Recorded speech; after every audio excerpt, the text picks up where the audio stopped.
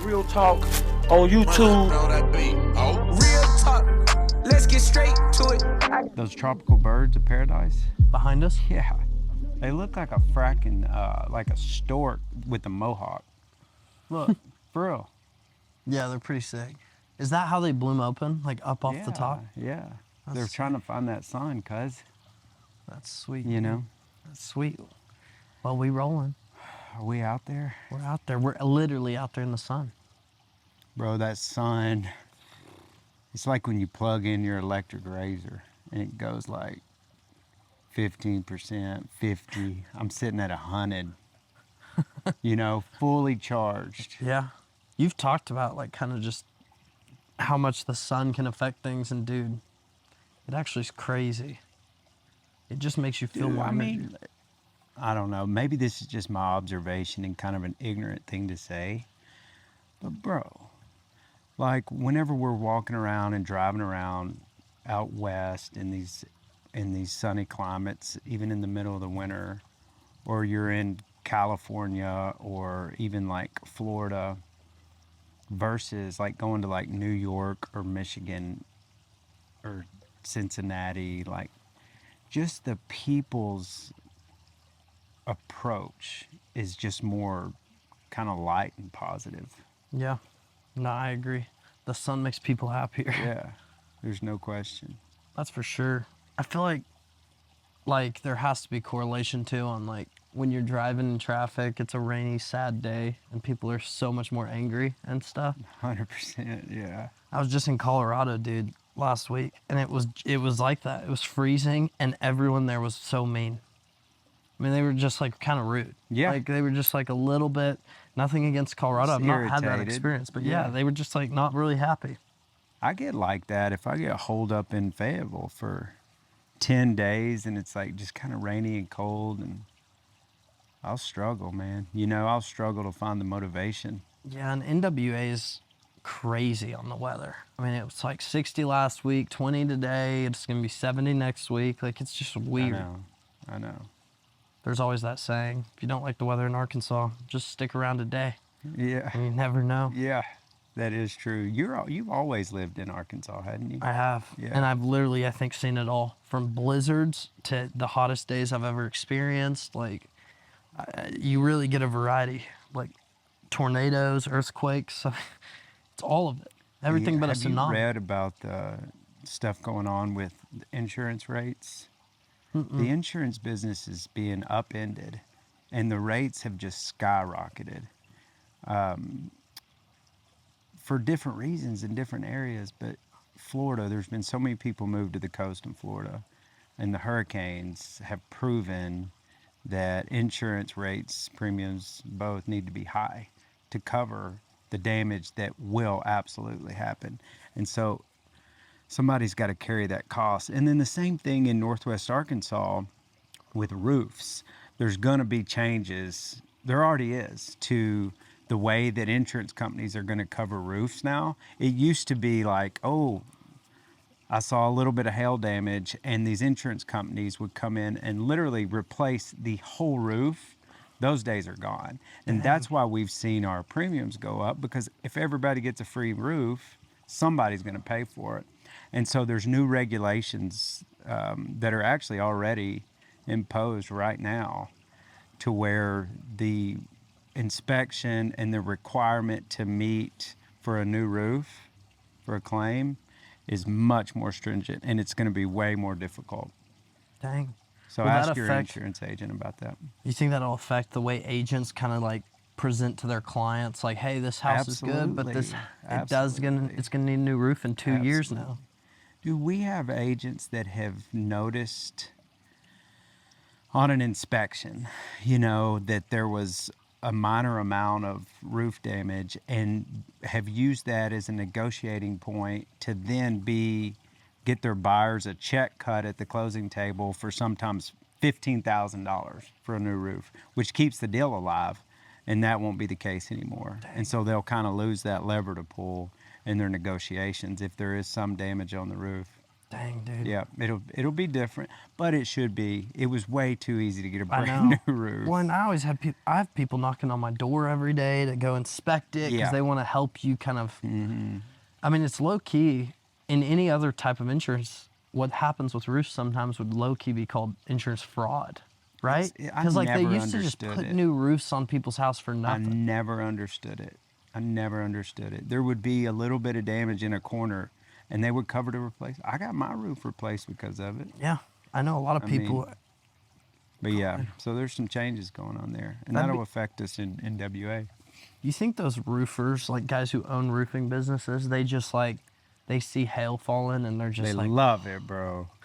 It's like whenever you hit the freaking jackpot at the casino.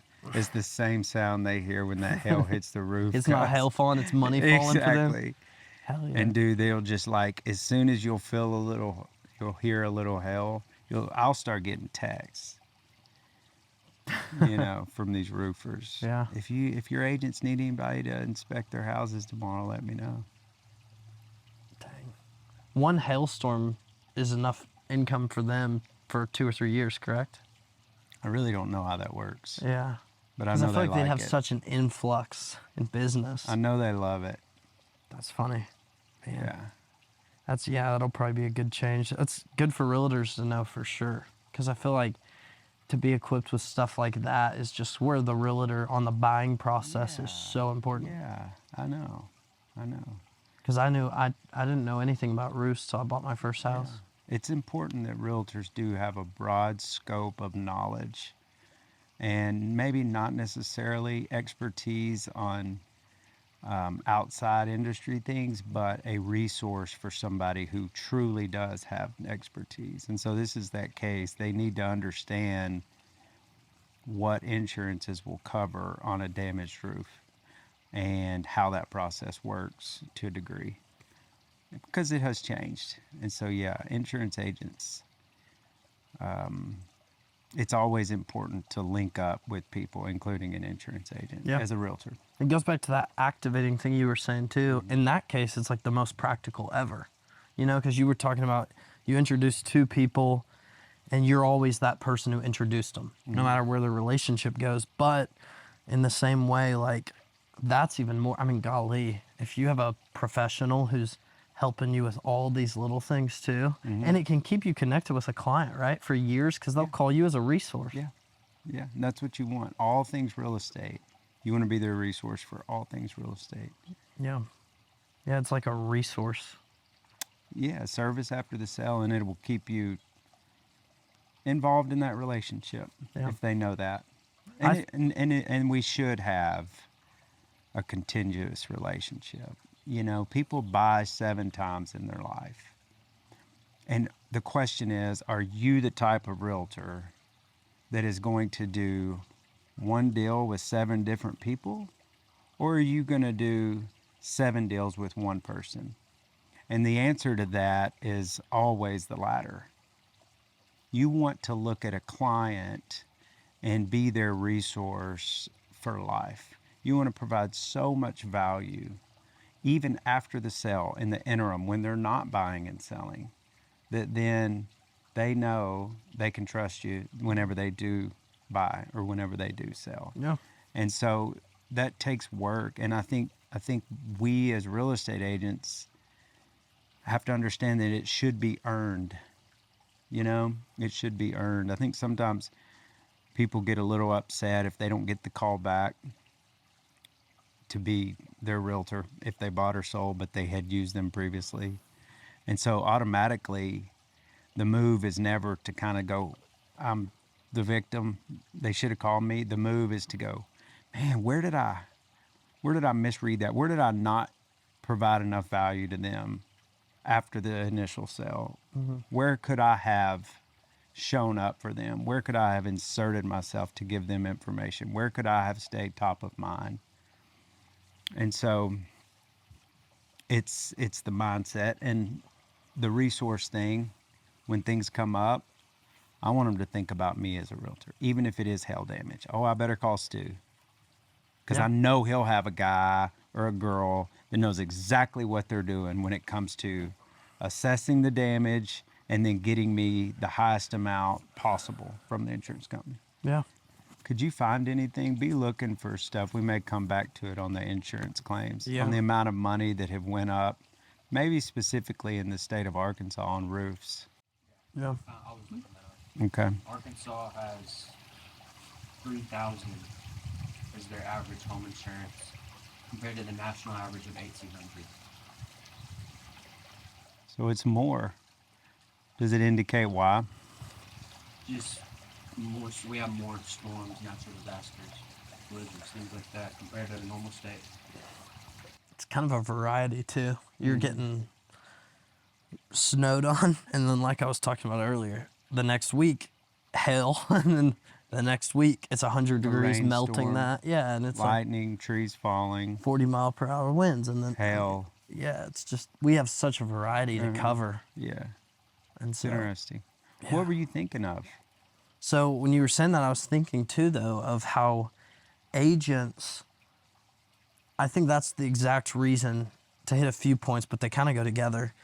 That's, I think, why agents have to focus too. In my opinion, just from what you've taught me, us kind of doing this where I'm asking these questions, don't you think agents need to focus on being a true professional who knows everything about the real estate itself, not even just the industry, but because I think you see a lot of agents who focus on sales. How do you sell yourself? How do you reach out to clients? How do you get leads? Yeah. All those things. And that's what a lot of brokerages talk about and people talk about because it's the hardest part, honestly, because you have to figure out your style.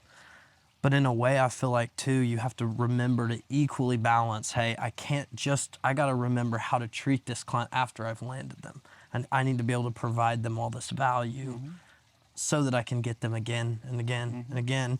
And I think what it made me think of second is, as a realtor, you're always competing with friends and family because everyone has a friend who's an agent or family that's an agent.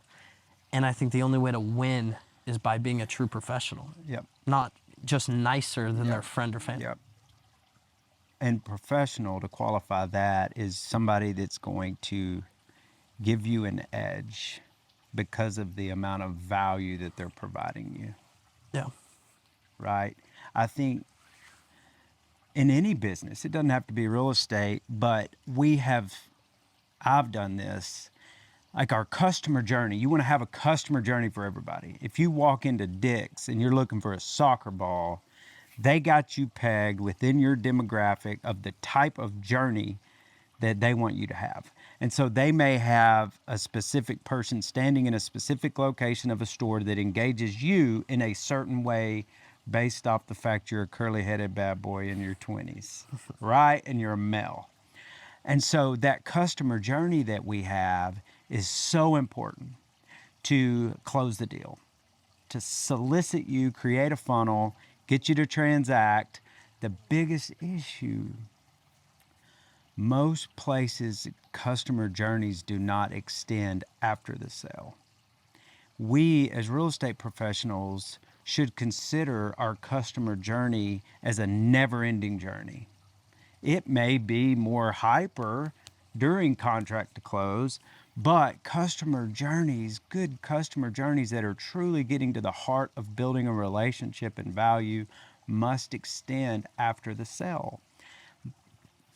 That's the hard part, because it becomes more about the relationship, and it becomes unselfish, frankly. They may never buy again, but they chose to use you. That means something.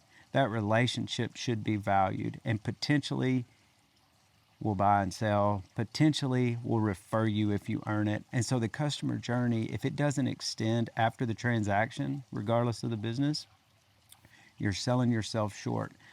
And a reason is, as well, third-party reviews, word-of-mouth referrals are still, to this day, the most trusted form of advertising in the world. That's not changed. And that was prior to all the social media stuff as well.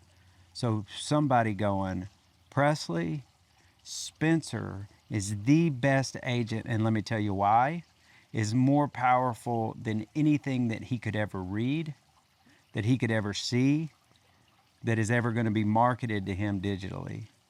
Yeah. And that customer journey is valuable after the sale because it offers that opportunity for agents. Yeah. No, I agree. And that's why I think agents need to learn how to kind of reverse activate, be an activator. And I think by being an activator, you're kind of doing that because, there's this owe me feeling where if I refer you to someone, you'll feel a little obligated the next time they ask about my industry to refer me. And Yeah. so that's why activating is really cool in that sense Yeah, too. it is. It is. But I think it's making you appealing because you're right. Like me being in social media marketing, kind of that world and industry of real estate, there's a lot of power in it. But I will never claim there's more power than a referral because there's something about that trust because you're not bragging on yourself. And that's the problem. You're bragging on yourself a little with social media in general, even trying to be careful. It's just hard not to, it's hard to not talk about how good you are, but be careful with it. Doesn't Elon Musk subscribe to some of that? Some of the word of mouth, just you create the value and then you allow people to talk about how great it is from a marketing standpoint. Oh, yeah.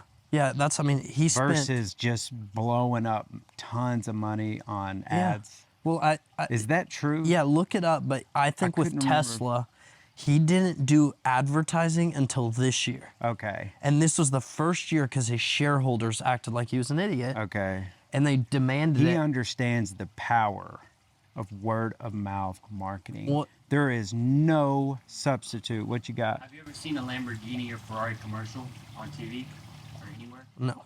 Never. Never. It's because their product is so valuable, it's so highly rated, and so highly in demand. They don't need to, Yeah. Interesting. Yeah. So you create the value, you create the product, and it starts talking for itself. Well, one of the coolest things Elon did with that is I've never seen a referral program in my life like this. He had a referral program where basically if you shared a link to your Tesla special code, and a lot of YouTubers and social media people would get on there and review a Tesla and then share their link. If you gave out, can you look up what the old referral was? But I know if you gave out one car, you got like a year of free charging for your car. One person bought a car with your link. And it up to like if 5 people bought a car, you got a free car. I mean, it was crazy. And he was doing, it might have been like 20 cars, but he was doing this where you could just get a free car for referring people because he understood the power of that. Exactly. And it was a $200,000 car. It was a Roadster, I believe. Last thing on this topic. As a business person, as a professional, it's so important to remember when you get referred, that is the biggest act that somebody can give you as a gift for your business. And so you do not ever only reward the outcome of the referral. You don't ever just reward if you close the deal. You reward the act of the referral. And so what otherwise should have been a marketing dollar, you need to do something really good and frankly probably spend some money on that person that referred you. Yeah. Because you refer the act, not the outcome. Are you saying at the lead base, you get a call from someone? At the lead base, you say, hey, Tammy just called me and said that you're my realtor. Will you call Tammy? And you say, Tammy, I want to do something good for you. Versus, well, let me see if I can turn this deal into something. And if it does, I'll send Tammy a gift or whatever. You refer the act. You classically condition the act of referral at a very high level to reward that. Because, man, we can never lose sight of how powerful that is. And a lot of times you do see that on people's email signatures. The best thing you can do for me is give me a referral. And there's a reason for that. Yeah, absolutely. Did you look up the Tesla referral? Yeah, I think it's just contextual on the referral and stuff and kind of but it doesn't say anything specific as to it just says typically referral programs offer incentives such as discounts, free supercharging miles, or other rewards to both the refer. They probably had to remove Well, it. they did. So they Yeah. gave out so many roadsters that didn't come out. This was like in 2020 because I have a buddy who did it. Yeah. And so they had to switch it to a points-based system where now you Yeah, have like that makes sense. points and you can spend it in a store and you can buy miles, like charging miles. You can buy access to like the Cybertruck launch event and some cool stuff. Nice. But he understood, the point is he understood that power, like you're saying, in word of mouth, nothing can stop it. I mean, it really is more powerful. And that's why I've told you when we're talking about some of these cool videos we've had the opportunity to do with Collier and Associates, like I've told you, hey, I'd rather spend a little bit extra time and energy making a video someone loves and organically just gets shared Yeah. than to put ad dollars. I think ad dollars are kind of dying in a way. Yeah. I think a lot of people aren't spending as much money on marketing themselves, and it's good for agents. I think it's a pure way to look at your business because word of mouth referrals don't happen unless you're providing the value and the experience that is worth remarking on. So, in a very check and balance fashion, it keeps us all honest. And I hope we never lose that. It is not a gimmick. It is not a trick. It is based on me serving you so well that you want to then talk about it. Then I get that business and it feels good. It's not a trick and it's not a gimmick. And the great thing about word of mouth referrals, it pushes us to provide the value, and then it can be long term. Yeah. It can be forever. It can run forever, and it catches like wildfire. Because if I have 2 brand ambassadors out there, well, then those 2 are going to create 2 more. My services, my value is ever changing and ever improving. Those 4 are going to create 8, 16, 32, 64, vice versa, all the way. And so if we just focus on the value and the experience, then the word of mouth referral organically expands and grows, and it's a beautiful thing, and it becomes long term, and it keeps us all based on us serving the public in our own way. What'd you have? I was just going to say this study was showing 92% of consumers trust recommendations from friends and family over all forms of advertising, There you go. which that tells you a lot about Come on, dog. That's solid. Yeah. Yeah. That's it. Well, and I mean, we don't do free shout outs. Come on. No, I'm kidding.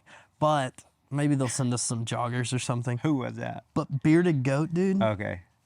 bro, they used to have one of the best referral programs ever. And I really think it helped launch them to where they are now. And as a local business, it's cool to see, but Are they doing well? I think they are. I haven't really heard They kind of anything. have switched their demographic, I believe. Sorry, Bearded Goat. Their but brand I think they've is switched it a little. cool. I mean, it's almost too cool, though. It's sick. I mean, it's just like, yeah. They've switched to more of a sporty, like they reach out to a lot of surfers, a lot of snowboarders, stuff like that. I noticed like they did their first snowboard line recently, but dude, they had a really good referral program because basically if you got a buddy, this happened all throughout high school for me. People would have codes and stuff and you got 20% off if you gave it out. So Yeah. buddy, like you wanted to use someone's code. Yeah. And then in return, the person who gave you that 20% got like store credit. And I have buddies who have an insane amount of Bearded Goat stuff purely from the referral program. And one of them sold 150 something different items in like a month or 2 for Bearded Goat. No one had to do, like they didn't have to spend really any money. They cut back margin probably and they're good. Like it's crazy. And it was such a powerful way to advertise because people were wearing it, people were excited. You saw someone with it, you wanted it, you'd go get a code. Like it created something I don't even think they knew it created. And then they killed it and it died. Yeah, wow. I know Willie we- C. Yeah. Do we see like, because I know, first off, we have some people who listen to this podcast who might not even know you or what you do. And so I think it's cool to first start off with kind of how you got here, like what you did to start Collier and Associates. I know we've talked about it before, but I think this is the 7th or 8th episode. Like we got to remind the people. And then I wanted to go in kind of, I just had some questions too that Yeah. of like basically what you I'm learned while you game to were. answer whatever you got. You know, Yeah. I want to be just like as open and real Yeah. as I can be. You know, I mean, I really, so ask away. Yeah. Yeah. So for the first one, honestly, like I was just going to kind of get into basically, so you founded Collier and Associates, local Northwest Arkansas brokerage. And I guess the first question that I've asked you before, Yeah. but with you, I never know, how you'll twist this one answer either. So did you expect you would get the brokerage, like, did you start it thinking it might be a 5-agent brokerage, Yeah. or did you have this vision of like, Yeah, you know, whenever I initially started, it was simply just a survival thing. You know, it was just like trying to make ends meet. And so absolutely not. I was just trying to do anything I could to pay the mortgage. Truly. I yeah, mean, really that was what was going on. And so I was doing some repping for a healthcare clinic here and there, writing offers on commercial contracts, and then a few friends and family, tight friends and family, that would buy every now and then. I wasn't doing much. Nonetheless, I started as a way to just generate income as a realtor or as a broker, and then being in the business, had an opportunity to meet someone who then came over. And when that individual came over, they actually were doing a lot of business. They were actually a good real estate professional. yeah. I never was that great. That was crazy. Yeah. I wonder if they could see that on camera. If they couldn't, there was a hummingbird that just literally was like right by my ear. Super interested in what we were saying. Yeah. It was listening, dog. And so whenever she came over and joined, I started seeing her deals come through and just recognizing a few, maybe what I thought were inefficiencies in our local brokerage market, and challenged some of those. And so that was it. But no, I never intended on starting a large brokerage by any means. I'm just trying to make ends meet early on.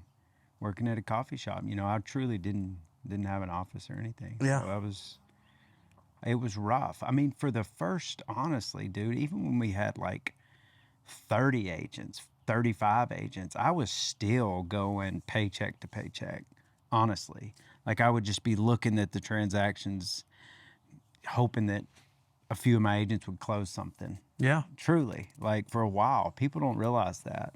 Oh, yeah. It's I mean, like we've been cutthroat. open 10 years or so, a little more than that.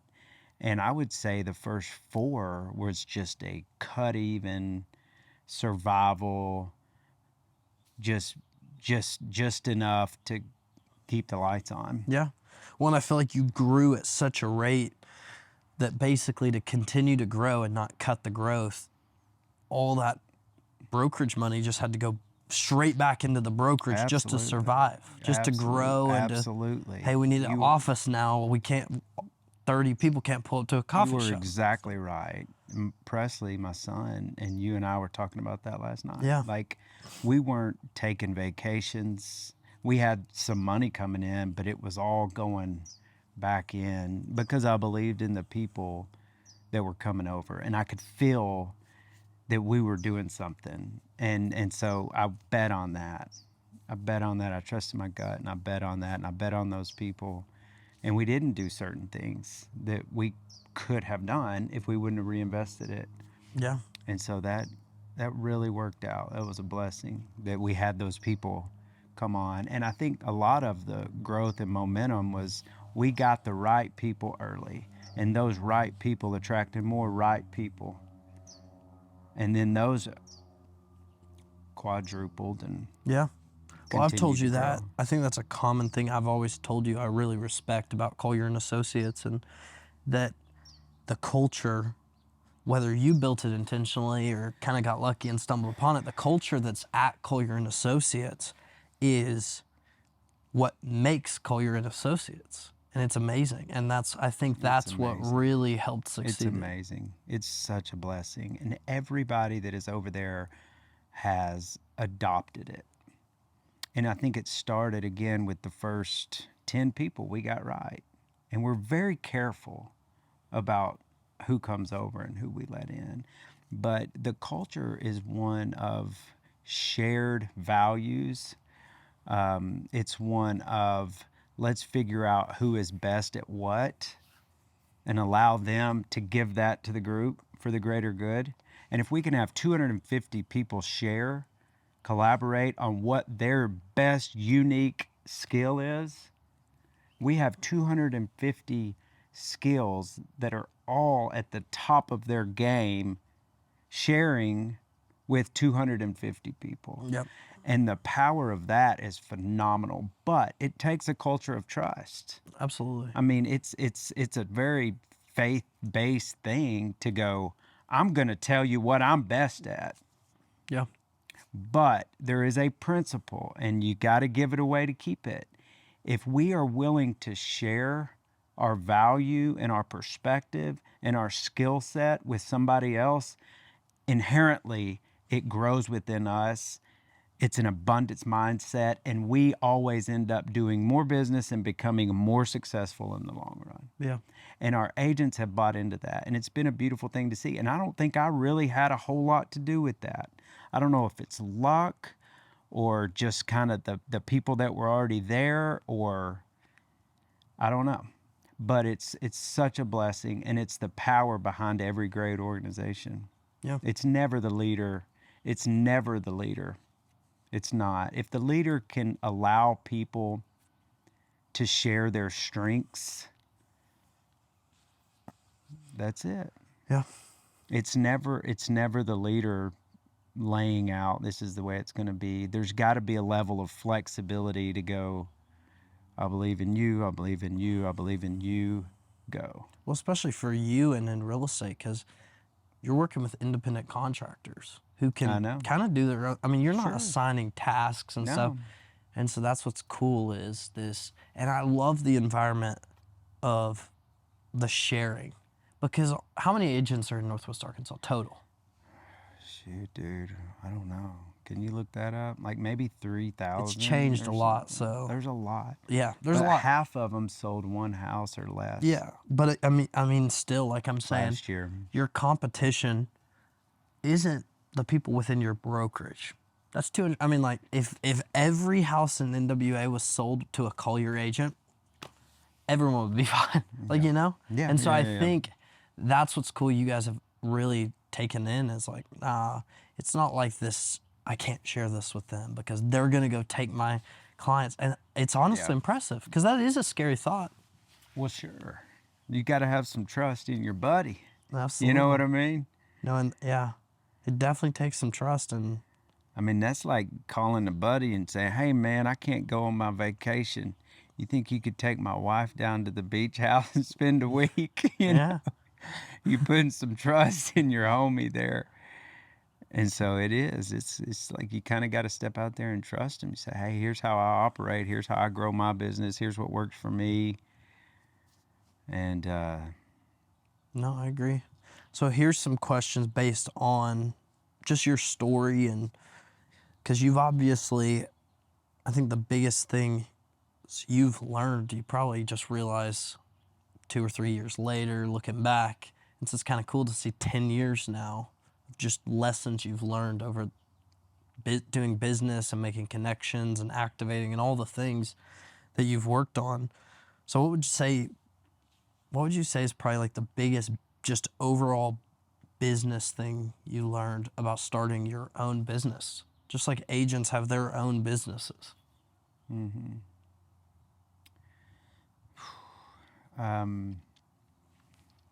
you know, whenever you ask a question like that, it's hard to nail down a real specific. For sure. But I can tell you, involved in that answer somewhere is the recognition of people's skills and abilities.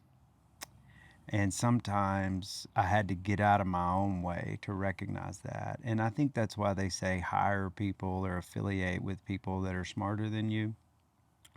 And so for me, I feel like I learned a lesson early on that I'll never be able to create the change that I want to create in a vacuum or independent of other people. And so if that's the case, if I need people in order to create change or be successful, then how can I recognize in other people their gifts, strengths, and abilities? And if I can recognize those gifts, strengths, and abilities, then I must not try to control those gifts, strengths, and abilities. And I must just create this environment that they can operate in and be their best in with some flexibility.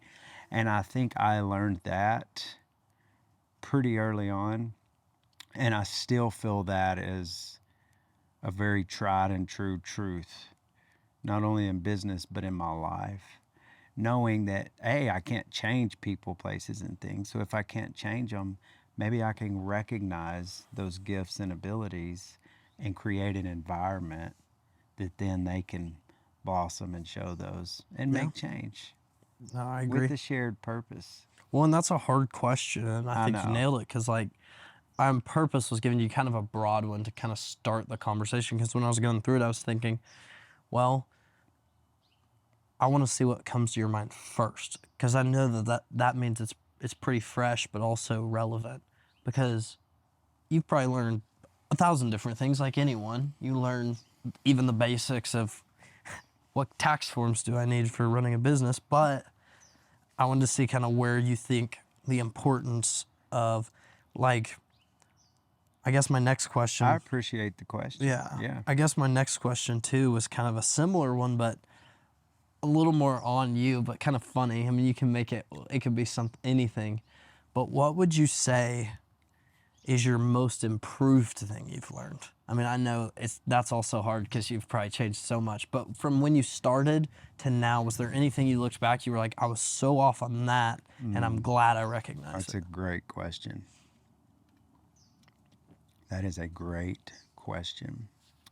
I'll tell you what I was off on, bro, that I still struggle with. I used to think that controversy or heated conversations or disagreement or opposing thoughts and ideas was something that I needed to pacify, stay away from, and avoid at all cost to continue to progress. And I still struggle with this because I still want people to like me. I really do. Like I care about that. But some of the best growth that I've had in business and personally has been when I do have a very, very opposing perspective or viewpoint with people on my leadership team or other people's associated with the company. And so now I have become comfortable with that, with just saying, listen, I may not be right, but here's my truth. And I've become way more willing to say it at the risk of that person not liking me, which I care if they like me or not. And so that has really helped me and really helped our business, because I've found, and people say clarity is kindness, and I think that is true. And I've found that the people that are willing to oppose me and tell me the truth, I just have more love for them in the end.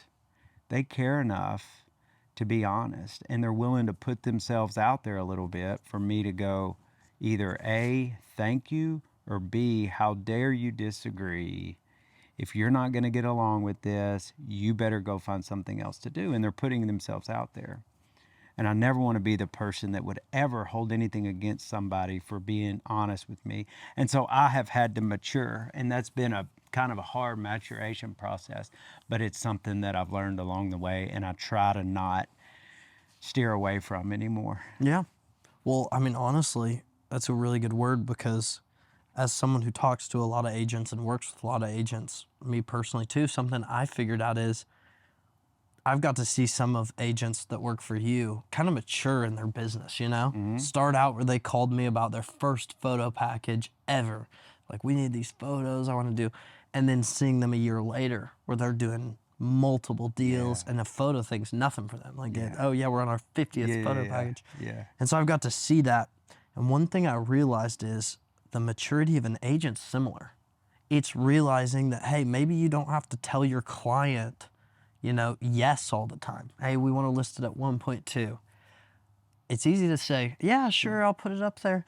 But it's the right thing to be like, I ran the comps. I know you want 1.2, but we're going for 999. Like, it is not 1.2. And I noticed that those are the professionals, like the agents I see that are just honest. That is such a good point. That is such a good point that you just made. And I think just like what I was just speaking toward, I think clients appreciate that. They want that honesty. It's like, listen, Bob, 1.2 is not what the market's showing, right? You're going to list it. We're going to get frustrated. It's not really allowing me to do my job. I value my time. I value you as a client. Here's my truth. It's 900,000. Yeah. And you're risking that client firing you and going hiring another realtor that'll do it for 1.2.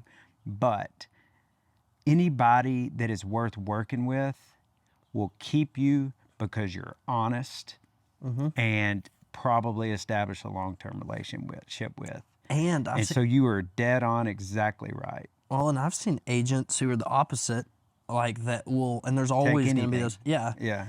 and they never get that client again either because they listed at 1.2 and it They get sits for 8 frustrated. months, and They the get person's like, why'd you frustrated. not tell me? They get frustrated. They get frustrated, and they go back to you who told them 900 in the first place. Because you were like the honest one. Yeah. No, I agree. I think that's a huge business lesson in general, in any industry too. I mean, I have to use that in my business of, hey, it might not be easy to tell this client that that's not possible. Yep. Or this isn't going to look good, even though Bro, you created. remember you set me in my place. Yeah. I called this curly-headed bad boy, P, and I was like, what are you doing? We need B-roll. I want people at Mojo's and Onyx eating pizza and drinking coffee. Go do it. And he was like, Stu, I got to get releases to do that. And really, it's just illegal to just go up there and start taking people's video and putting them in our curated video. And I said, I guess I was feeling prideful or something that day. I was like, man, quit being a wuss. Just go do it. It doesn't matter. Go. Yeah. And he looked at me and he said, I'm telling you, your boy is not doing that. And I was like, oh, it was the first time you really were just like, and I just remember thinking, God, dude, I really respect that. Well, and thank you, Spence. And so if you noticed, I backed down. I was like, I'm sorry. I'm on absolutely. After that even talked about, because I was there listening to that phone call. We were like, yeah, I mean, that makes sense. Yeah. P was telling me, he was like, Daddy's right. And I was thinking in my head, I'm like, I could say yes. Yeah. And it wouldn't be any hair off my back. Because honestly, I had to kind of do more to work the same angle of, hey, there are people there.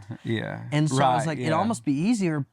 But then I'm going to get fired tomorrow because I'm going to get him sued. I know, I know. Some girl's going to be like, I'm not supposed to be on camera at a coffee shop. That was and he's going to be like, why'd you not tell me? So I was like, and it's the same thing with the house prices. Like, there's times it stinks. You're in a horrible situation. I know. But man, it's good. So I have learned that, Spence. I have learned that, to not shy away from my truth and perceived controversy or opposing ideas. Yeah. Well, I have a list. I don't even know if you know that I have of just kind of things you said you learned. And I think it was one of those just like you're just feeling out like as you were thinking this stuff. But one I love on this list of things you learned was always seek to learn. And It's a mindset, isn't it? absolutely. And never thinking you've made it to the top. I think life would get boring if you did, cuz. You know, it's like life would get boring. Always find the wonder in life. Like this tree, like even like the branches, they're growing upwards, you know? They're trying to find the sun. Like I'm curious about that. I'm trying to learn about that, right? You think about the roots and how deep these roots have to be for a tree this big in the middle of the desert. And then how photosynthesis works to then create the green, which is beautiful, which the green color can attract specific animals that can then, you know, get food out of the tree. Maybe it's a worm. Like, and so to be in a constant state of learning is to be in a constant state of awe and wonder and excitement about life. Yeah, that's a good word. And so, yeah, whatever, business, we can learn about that. It's all the same thing. But the value is in the understanding of something, because then you own that information. It's not in, I need to learn this, I need to do this, so then I can have this final outcome of money or whatever the case may be. The value is in the joy of finding things out. Yeah. And the pleasure of that. And so to say you always want to learn, you're cheating yourself if you kind of get to the point where you're like, yeah, I think I've done enough. I think I've learned enough. I got enough money in the bank. I got my family. It's like, boy, you're really cheating yourself. Yeah. When in history would it ever be? Would you ever have the luxury to even say that? You know what I mean? Like, it's a modern day thing where if you're not a king or you're not in some royal position, that you could even be able to do Yeah. that without starving. Or, Yeah. You know, you wouldn't even Yeah. have the luxury to say Yeah.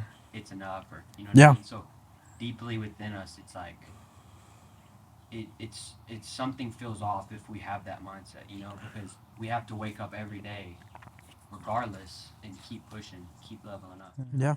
Well, and, I mean, it's And society's set up for retirement. And you see that, it's like you just want to work so hard so then you can get to retirement and then just not have to work or not have to learn.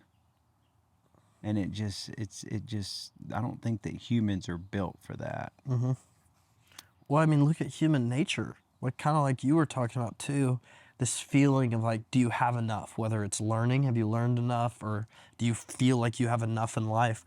And you hear it all the time about the richest people or the smartest people just not being happy with their life. I mean, you hear all these actors and actresses who have millions and they just have anything they want. And they're like, I don't know, it's not, it's still not enough for me. And that's why they have, I mean, there's a lot of those people who unfortunately kill themselves and stuff, like Robin Williams. Like, you would think that guy had everything, That's right. and he's still that unhappy. Yep. And so I think there's this misconception, and I think that's why our human nature is to always chase something. And you always have something you're trying to get, and you'll never actually get it, or you'll get so close. And The pleasure's in the process. In the small daily wins, you know, the intermediate wins, yeah, pushing you towards the big goals and stacking, you know, and all that all comes. I think we also have an inherent thing to give value to society, you know. Absolutely. And there's something about that, Absolutely. you know. Contribute to the common good. It's like the herd mentality, the community. well, and It's, that's one of the things you literally put is help the struggling. So kind of contributing to. that's an easy one, because I've been the one struggling before. Like, that has to be number one for me, because so many people were there for me when I was struggling, and I have struggled, you know. I have struggled. I mean, from going to rehabs to all the things that I've done, and even having to sell my house and rent, like financially struggled. And there have been people there, you know, and man, I can never forget that. And so I think that point, it keeps me grounded on where I've come from and all of the benefit that other people have given me when I was struggling. And it creates some humility in me. But then the biggest thing, it does keep me mindful of how grateful I could be or should be, and mindful of opportunities to at least recognize when people are struggling. Yeah. Maybe I can help them, maybe I can't, but at least recognize when they're struggling. That's a big one for me. Yeah. Yeah. I completely agree. Yeah. And I think it's harder the more like successful or, busy you get, is to remember to look out for the people and to recognizing it even. That's, I think, the biggest problem in the world in general is people not even recognizing certain struggles. Yep, I agree. I guess we could wrap it up with just something a little more loose. We've gotten pretty serious on it all. I The think opening was very loose. yeah, the but I beginning. think people like But I to, think you got to match the energy. This is the energy. It's quiet. We got birds. I agree. It's okay. I promise. Do you ever do you actually just kind of like come out and meditate ever? You ever I just breathe. sit on the I ground do and breathe? breathing exercises. Yeah. I think that's huge. P got me into it. It is huge, huge, huge. Something about just being outside is relaxing. I think that there's so much value in being outside and feeling connected, hearing the birds, and the way society is, especially with the 8 to 5 always, and school systems. I think the whole school system's jacked up for kids. I really do. Like, these kids need to be outdoors more. They do not need to go inside cinder blocks for 8, 9 hours a day. Yeah. No, I agree. I think it's why you see so many kids with such bad ADD and I stuff. swear, dude. Because they're just wanting to go. I've always thought it's too in their creative outlets. Like in school, you can't be that Absolutely. creative, and they have this urge to create. That's why you see people doodling and I know. making things Absolutely. in the back of a classroom instead of yeah, paying attention. Yeah. Let me ask you a question. Can I ask you a question? Absolutely. Okay. I'm curious to know, as a young person, you have been able to go to college, to graduate, come out, and own and start a small business that is already successful in year 23. Most kids come out of college, there's no other option except to work as a W-2 employee, which is great. It is so rare to see a kid come out of college and start a small business and have success that you've had. You've bought a house, you own a business, you're generating income for yourself, and you're working for yourself, and you're 23. My question to you is, how have you done that? I think you're more the exception than I am here. I'm 41 years old. How have you done that? No, that's a good question. I wasn't ready for that one. Man, I went to college and I thought I knew, like probably a lot of people's story, I thought I knew exactly what I was going to do with my life, like your story. I had a plan. I thought it was going to go one way, and it just completely went the other way. And so just sitting, just confused. I had already committed to college and committed to the Air Force. Ready to be a pilot and all this stuff. And then I knew I wanted to graduate at least or something, so I went and just sat in marketing classes, basically. I didn't care about marketing or anything, but I'd say the biggest conclusion I came to, and there's nothing against W-2 employees at all, because half of my friends are. Of course. And Hey, I was. Yeah. Well, and there's times as a business owner, I You wish you sometimes were. wish I was. Yep. There's times I look up and I'm like, it'd be kind of nice to just, they pull the taxes for me. Yeah. They pay my insurance. It'd be kind of nice. Yeah. So there's some benefit for sure in that, but I knew that I always wanted to not have a ceiling on myself. I knew that I had seen friends, and you're never going to own Walmart. You might be a project manager one day, but for me, I always wanted this creative kind of feeling of, I don't want there to be a limit Because if I want to change, if I want to, I mean, I like your son, I like getting hyper focused on something and then I switch it up. And my brain kind of moves around too. I think that's where me and you connect. And in that way, I didn't want to be limited to one 9-to-5 job for me. I didn't care necessarily about the money. I cared more about the actual thing I was doing and wanting to be happy in my day job, wanting to be happy when I wake up, excited to work. In fact, that's why I think I was successful, is because I was so passionate about the job, because it was a hobby that I turned into a job. So I would be working until 2 a.m. and people were like, you're working dang hard. It didn't feel hard. Honestly, I got lucky. Like, I'm blessed that I was able to do a job that didn't feel hard to me. And I've always respected agents for that too, because they're getting to do a job that they get to make their own. And that's what's fun about being a real estate agent. That's a simple answer. I mean, you basically were true to yourself, your interest, your passion, and developed a craft based on that then you saw was marketable. Absolutely. And you saw other people needed it.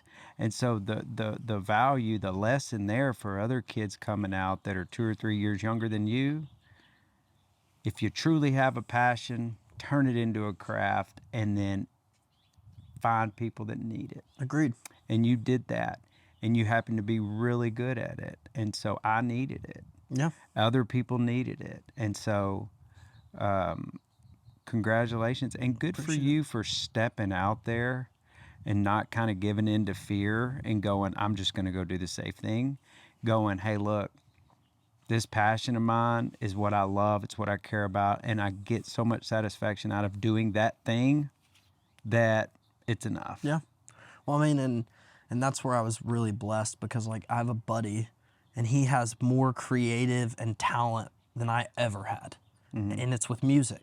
That dude can sit behind a computer and create a song with a computer that you think is a top charts song. And he's even messed around with it, and he has 150,000 views on just one video of something he made in his basement as a joke. Yeah. And I told him, I was like, dude, have you ever thought about following that? And his concern to me was, hey, it's just so risky. Scary, bro. It's scary stepping off that cliff. So I guess my biggest advice to people, if they were trying to do that, is you have to understand what's important to you, and it makes the risk less scary. For me, the importance was that I was doing something I loved, and I was willing to be broke doing it. And the money was a byproduct of me following it, but it wasn't the focus. And in the same way, if you think about the money and you think about the hours and all that stuff, yeah, it gets very scary. So trying to think more about, hey, but what's the chance that I could wake up happy I'm doing what I'm doing and be motivated naturally, not having to motivate myself. Literally, I'm motivated because I love what I do. You've seen me with new camera gear and stuff, the new camera we're shooting on right now. I just was messing with all the settings and stuff, and a lot of people will be like, yeah, that's the worst part. And I'm like, that's my favorite part. Yeah. I love it. Yeah. And so I'm blessed. Let's leave it here. Let's agree. leave it here, because I think the parting words that I would have is passion is the most attractive thing about any human.